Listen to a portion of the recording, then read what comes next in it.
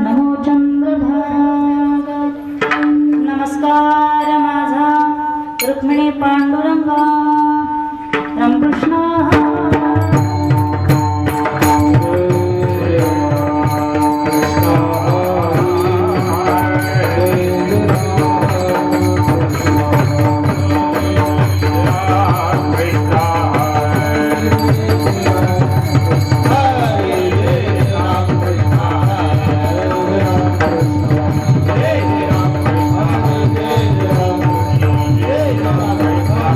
Hare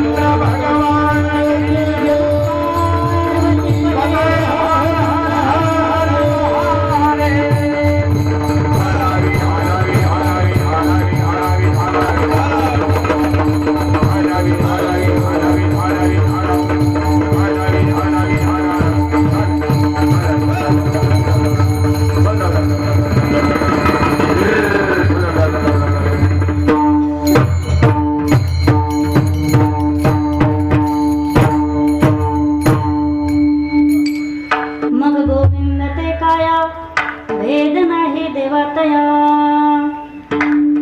आनंदले मन प्रेमी पाझरती लोचन तुका म्हणे आळी जीवे नुरेची वेगळी मग गोविंद ते काया भेद नाही देवातया विठ्ठल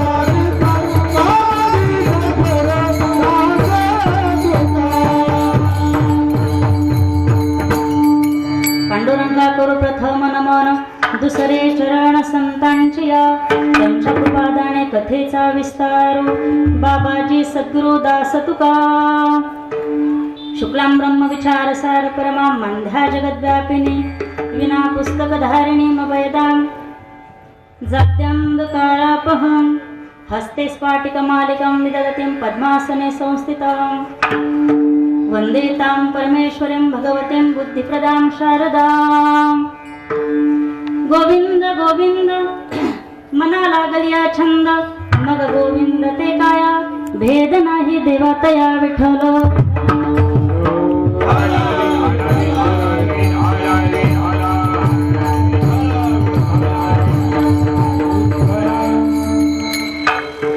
अनंत कृपामूर्ती श्री अकारण कारण करुणावरणारे अग्निप्राण संजीवन जगतधार अखिलेश्वर अखिलकोट ब्रह्मांड नायक पांडुरंग परमात्मा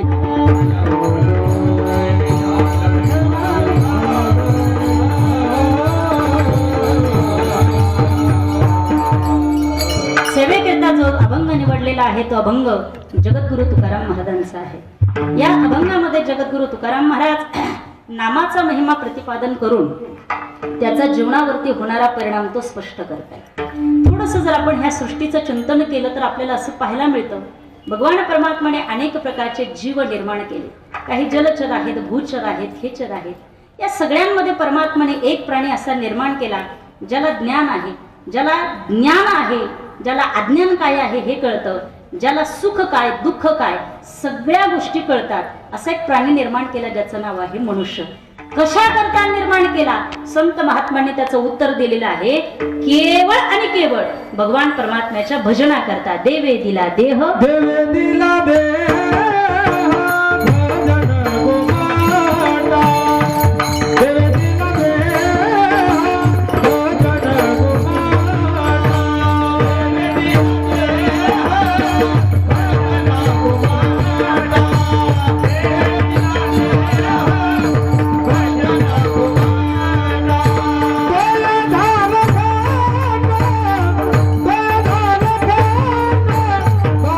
के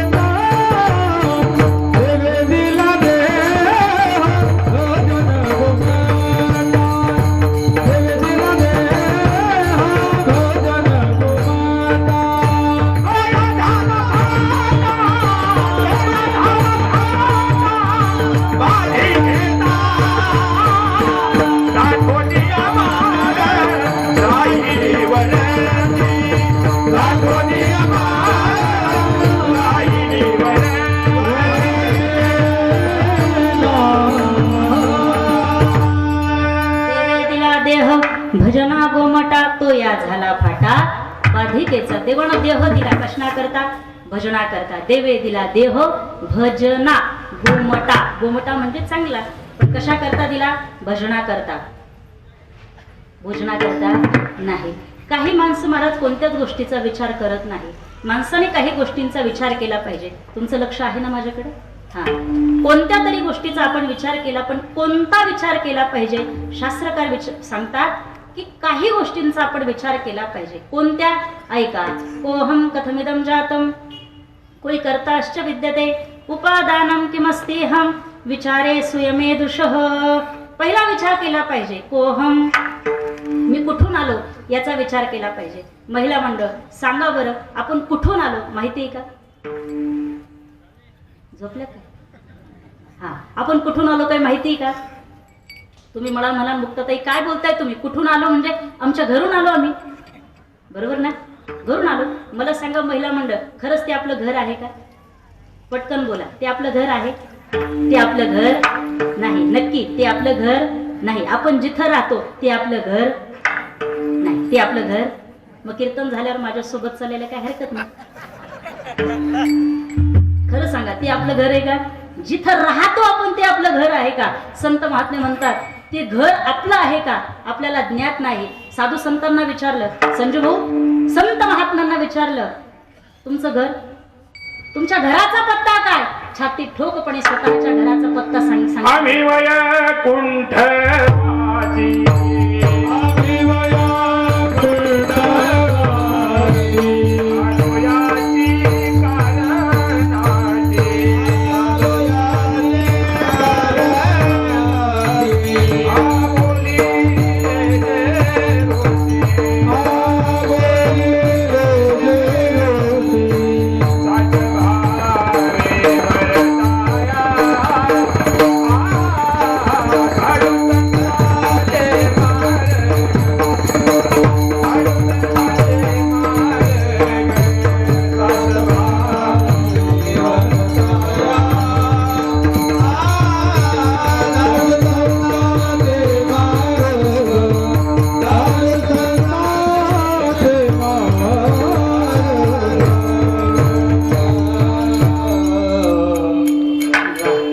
कीर्तनामध्ये एक तरी काकड्याचं प्रमाण आलं पाहिजे. एक तरी, जास्त नाही आले तरी चालते, पण किती आले पाहिजे?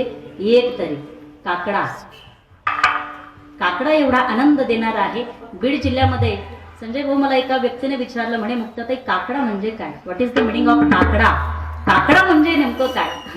मी म्हटलं काकड्याच्या वेळेला तू वाकडा असतो. काकडा किती वाजता होतो महिला मंडळ? मला वाटतं साधारणतः 9 वाजता चालू होतो. झोपले काय? 9ला चालू होतो? नाही, किती वाजता? ब्रह्ममुहूर्तावरती 4 वाजता, पावणे 4 वाजता काकडा चालू होतो. 6 वाजता काकडा आरती करून आपण थांबत असतो. काकडा, काकडा शब्दाचा अर्थ काय होतो? What is the meaning of kakada? सगळ्यांनी नीट लक्ष देऊन ऐका. काकडा, this is completely art of living. जीवन जगण्याची कला म्हणजे काकडा आहे. एकदा तरी आपण काकडा ऐका, कधीतरी काकडा ऐका. इतका सुंदर काकडा आहे. जीवन कसं जगावं हे काकड्यामध्ये शिकवलेलं आहे. म्हणून एक तरी प्रमाण आलं पाहिजे. आम्ही वैकुंठवासी. विचारलं संत महात्म्यांना, कुठून आलात? म्हणे वैकुंठवासी आलो. याची चकारार्थी शब्द वापरला. याची, ह्याच कारणासाठी. कोणतं? बुडते हे जन न देखवे कडोळा, येतो कळबळा म्हणून यासाठी संत महात्म्यांनी सांगितलं आम्ही आलेलो आहे. म्हणून संत महात्म्यांना स्वतःच्या घराचा पत्ता सांगता आला. आपल्या घराचा पत्ता आपल्याला सांगता येत नाही, पण पहिली गोष्ट आपल्याला हे कळलं पाहिजे, काय? मी कुठून आलो? दुरून आलो मी गा, दुःख झाले दारुणा. दुरून आलो मी गा, दुःख झाले दारुणा.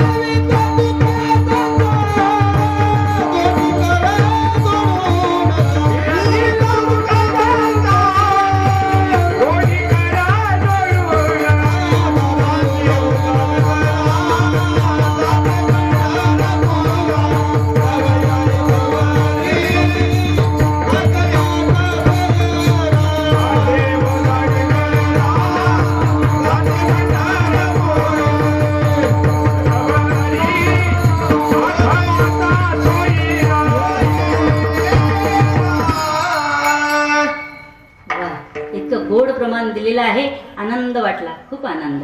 मला वाटलं आम्हालाच फोटोचा आणि व्हिडिओचा मोह आवरत नाही का काय.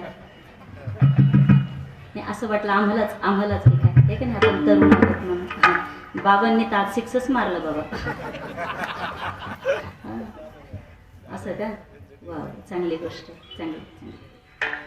कशासाठी आलेलो आहे, एवढ्याच करण्याकरता, काय दुरून आलो कशा करता, या समाजाचं कल्याण व्हावं असं संत महात्म्यांना वाटलं. म्हणून संत महात्मे म्हणतात आपल्याला माहिती पाहिजे कुठून आलो, कोहम, कुठून आलो हे माहित पाहिजे. दुसरी गोष्ट, कथमिदम जातम कोई करताश्च विद्यते, मला काय करायचं आहे हे माहित पाहिजे.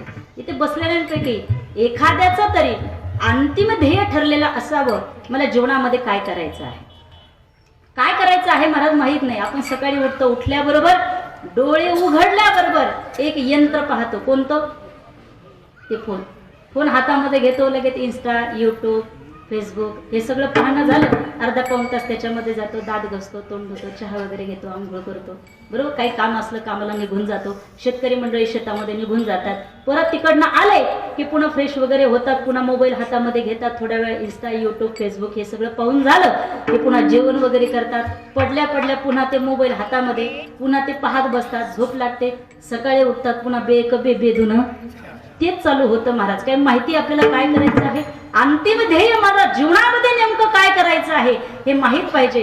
म्हणून पहिली गोष्ट, बसलेले श्रोते मंडळी, एक विचार करायचा, मी कुठून आलो हे आपल्याला ज्ञात पाहिजे. दुसरी गोष्ट, मला काय करायचं आहे, माझा अंतिम ध्येय काय आहे हे मला ज्ञात पाहिजे. आणि तिसरी शेवटची गोष्ट, शेवट मी कुठे जाणार आहे हे सुद्धा माहिती पाहिजे. अनाची कोठोनी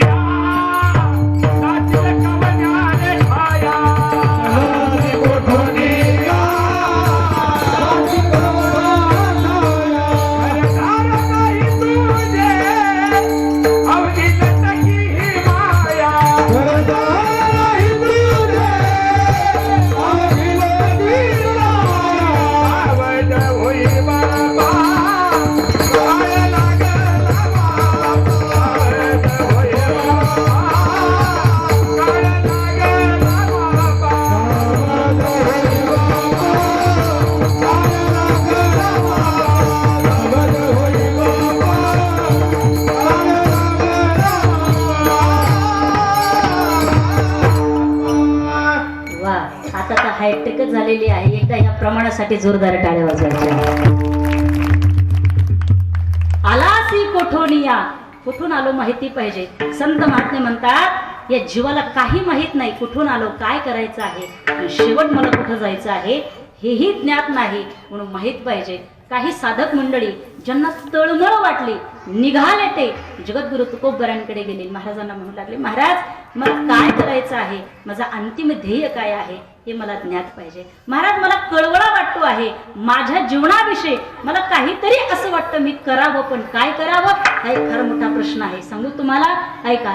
संत महात्म्यांच्या अंतःकरणामध्ये कळवळा येतो, हित जगाचं व्हावं असं त्यांना वाटतं. पण ऐका श्रोते, या जगामध्ये फक्त 2 अशी माणसं आहेत ज्यांना असं वाटतं आपलं कल्याण व्हावं, आपलं चांगलं व्हावं. एक आहे संत महात्मे आणि दुसरे आहे आई वडील. विठ्ठल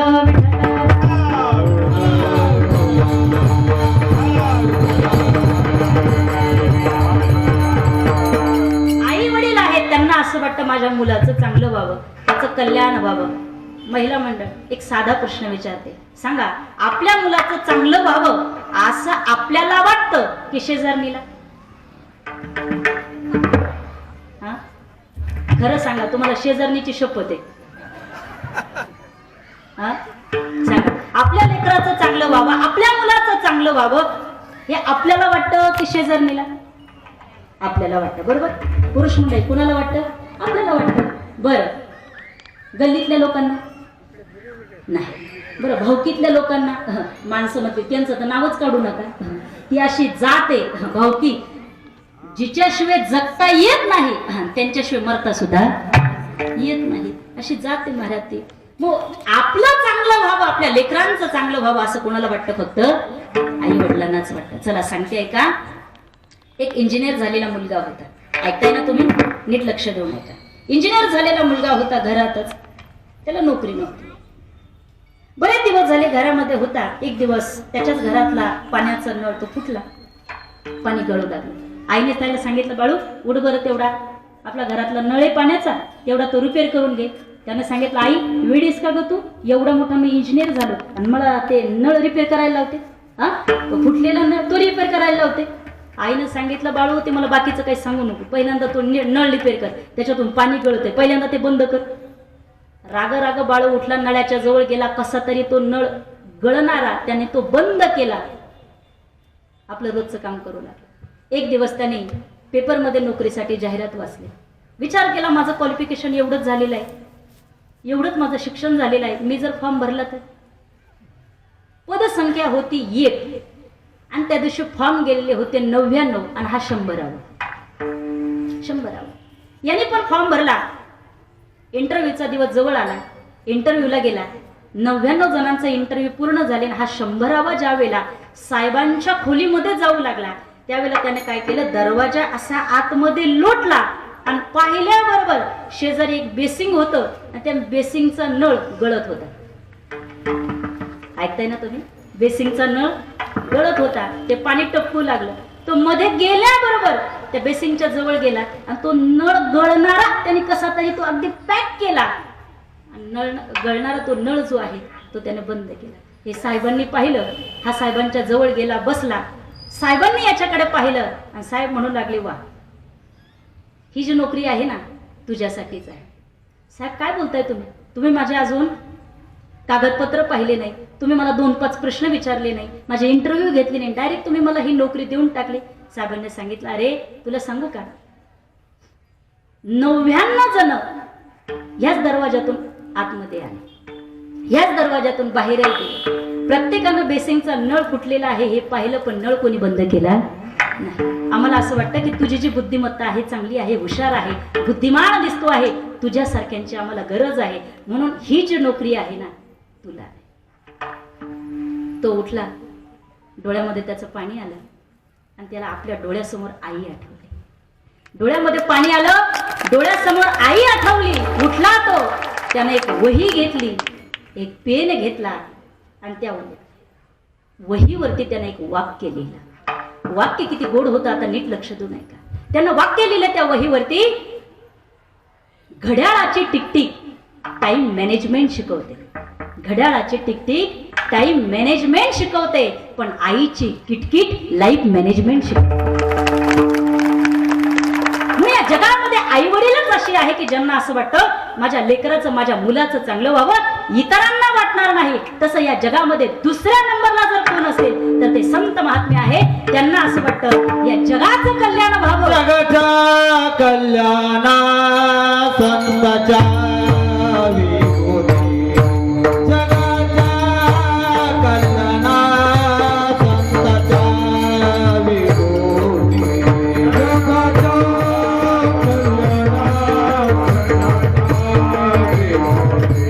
जगाच्या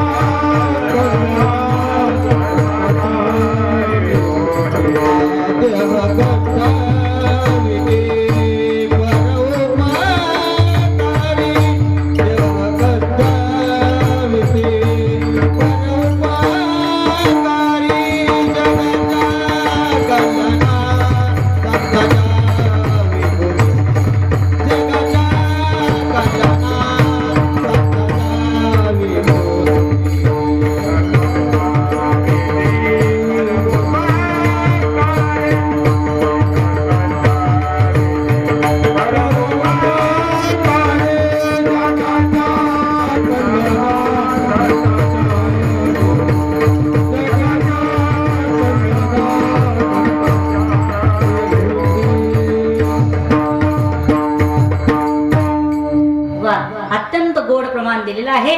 जगाच्या कल्याणा संतांच्या विभूती, देह कष्ट उपकारे. अभंगाची सुरुवात आहे, काय वानू आता नपुरे हे वाणे, मस्तक चरणी ठेवी तसे. म्हणून जगाच्या कल्याणाकरता संत महात्मे अवतीर्ण होतात, अवतार धारण करतात आणि ह्या जगाचं कल्याण व्हावं हे संत महात्म्यांना आत्मिक तळमळ असते. म्हणून संत महात्मे जगाच्या कल्याणासाठी झटत असतात. ऐका, आजही या जगतामध्ये ज्ञानोबा तुकाराम भजन केल्या जातं, ज्ञानोबा तुकाराम भजनच केल्या जातं, इतर भजन केल्या जातं का? नाही. वास्तविक ज्ञानोबा तुकोबरांना किती त्रास दिला. आळंदीतल्या लोकांनी ज्ञानोबरांना त्रास दिला आणि देहूतल्या लोकांनी तुकोबरांना त्रास दिला. एवढा त्रास दिला. किती त्रास दिला मला त्रास सांगत बसायचं नाही, पण एवढा त्रास दिला.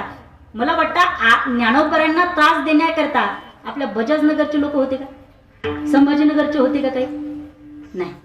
तुकोबरांना त्रास देण्याकरता इथले लोक काही गेले होते का बरं, आमच्या नाशिकचे काही होते का नाही. मला तिथल्याच लोकांनी त्रास दिला. ज्ञानोबराय तुकोबराय तिथंच राहिले. ज्ञानोबराय म्हणू लागले किती जरी त्रास दिला ना, पण मी तुमच्याकरता दान मागतो. आता विश्वात्मके हे दान मागितलं. पण ऐका, आता माझं वाक्य नीट लक्ष देऊन ऐका. ज्ञानोबराय तुकोबरायांना आळंदीतल्याच लोकांनी त्रास दिला, तुकोबरायांना देहूतल्याच लोकांनी त्रास दिला, पण त्यांनी कधी प्रतिउत्तर केलं नाही. पण जाता जाता एक वाक्य सांगते ऐका. ज्ञानोबरांनी प्रतिउत्तर केलं नाही, तुकोबरांनी प्रतिउत्तर केलं नाही, पण आळंदी आणि देहूतले लोक आजही तुकोबराय ज्ञानोबरांची आरती केल्याशिवाय दरवाजा बंद करत नाही. हे त्यांचं मोठेपण. म्हणून संत महात्मे जीवन जगतात, पण कुणा करता, जगाच्या कल्याणाकरता. म्हणून आता काही साधकांना असं वाटलं की आपलं कल्याण व्हावं, चांगलं व्हावं, निघाले ते देहूला तुकोबरांकडे आले. महाराज सांगा ना, आमचं चांगलं व्हावं असं वाटतं आहे. तुकोबराय म्हणतात असं तुम्हाला नक्की वाटतं आहे, अंतःकरणातून वाटतं आहे, तळमळ आहे तुमची. तुकोबरायांनी विचारल्यानंतर साधकांनी सांगितलं हो, तळमळ आहे आमची, आम्हाला वाटतं आमचं चांगलं व्हावं. असं मी जेवढं सांगतो ना तेवढंच करा, बाकीचं गुरफटत बसू नका, मी सांगतो तेवढंच करा. महाराज काय करा सांगा ना लवकर, वेळ घालवू नका, पटकन सांगा काय करा. अभंगाचं पहिलं चरण. गोविंद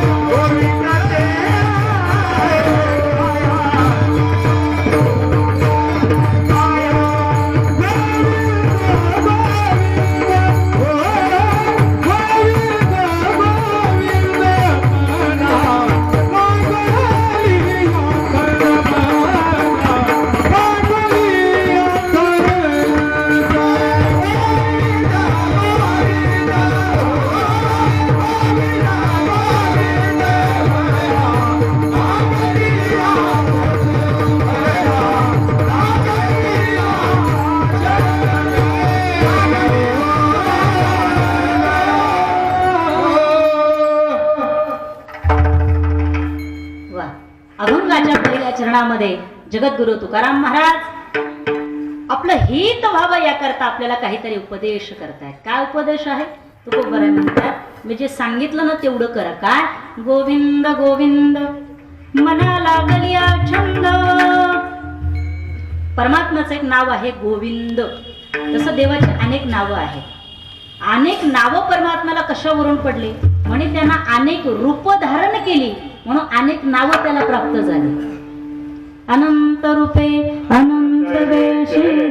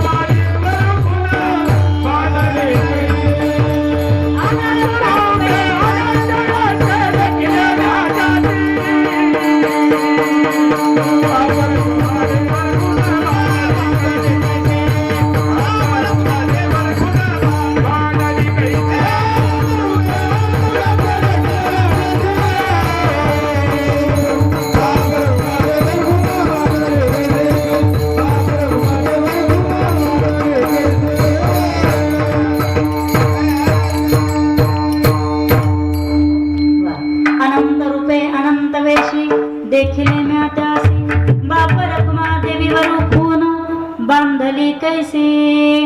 परमात्म्याचे अनंत रूप आहेत आणि त्याला अनंत नावं प्राप्त झाली. आता परमात्म्याचे अनंत नावं कशी प्राप्त झाली श्रीमद भागवतामध्ये एक प्रसंग आपल्याला सांगते. कदाचित आपल्याला ज्ञात असेल किंवा ताईसाहेब सुद्धा सांगते पण तरी सुद्धा एक भागवतामधला एक प्रसंग आपल्याला सांगते. जरा हाताने टाळी वाजवा, भजन करा विठ्ठल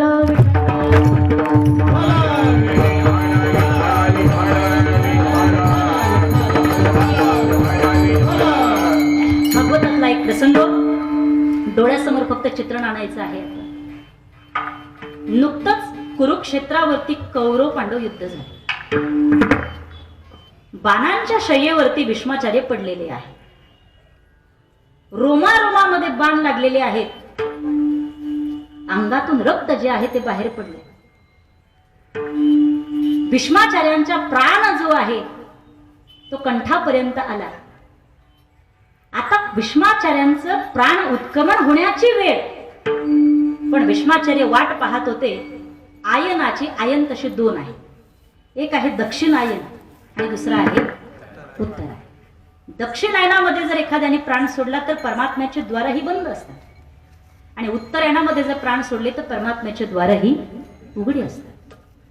भीष्माचार्य वाट पाहत होते उत्तर आयनाची आणि अंतिम क्षण होता. शेवटची वेळ आहे. भीष्माचार्य परमात्म्याचं दर्शन व्हावं याकरता भीष्माचार्य आतुरलेले. नुकतंच युद्ध झाल्यामुळे द्वारकेचा राणा पांडवा घरी देव कृष्ण परमात्मा पांडवांच्या घरी होते. ऐकताय ना तुम्ही.